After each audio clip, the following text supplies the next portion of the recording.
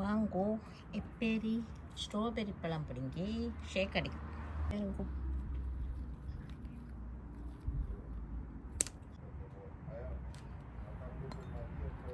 இன்னொன்று வரும் அதுவும் நல்ல பதமாக வந்து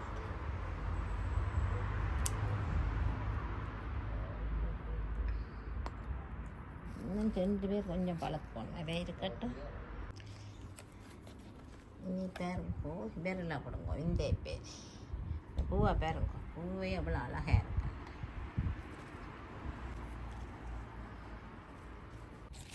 இதே 5-6 பழம் பிடுங்கிட்டு ஷேக் இனி ஒன்று சரி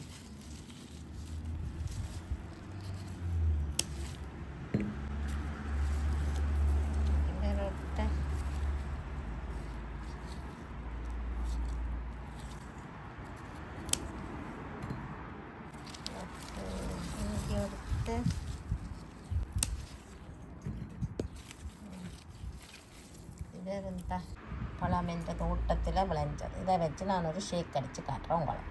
கழுவிட்டு வாங்க. எப்பேரி ஷேக்குக்கு நாங்கள் எப்பேரிய 2ஆவட்டி போடுவோம். தோட்டத்தில் விளைஞ்ச எப்பேரி என்ற ஒரு சந்தோஷம்.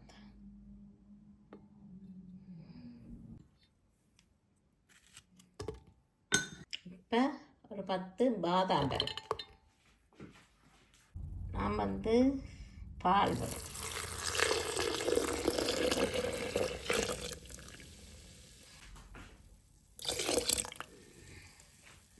இனிப்புக்கு தேவையான அளவு கொஞ்சம் டிம்பால் விடுவோம். மிக்சி வேறுங்க இப்போ அடித்து முடிஞ்சுது. எப்பேரி பாதாம்லாம் அடித்து முடிஞ்சுது. கொஞ்சம் வேறு எப்படி மில்க் ஷேக் வந்திருக்கேன். இனிப்பு காணுமோ பார்ப்பேன்.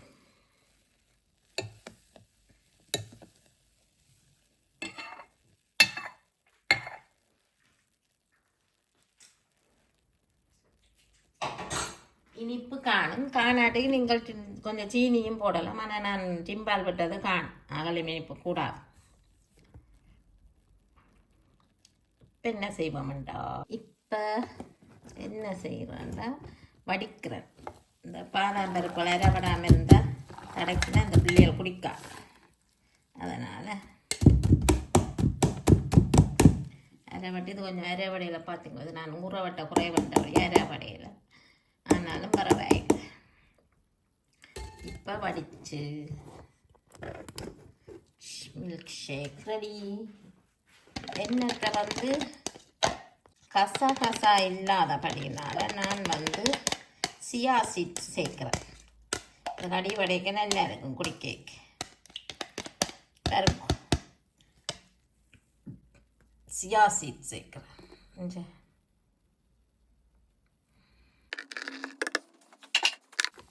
இனி ஃப்ரிட்ஜுக்கு வச்சுட்டு குடிக்கலாம்.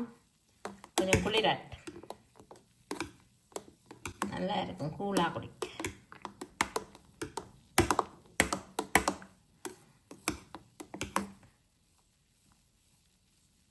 ஐஸ்கிரீம் இருந்தால் நீங்கள் ஐஸ்கிரீமும் போடலாம். என்ன டைப் ஐஸ்கிரீம் இல்லை.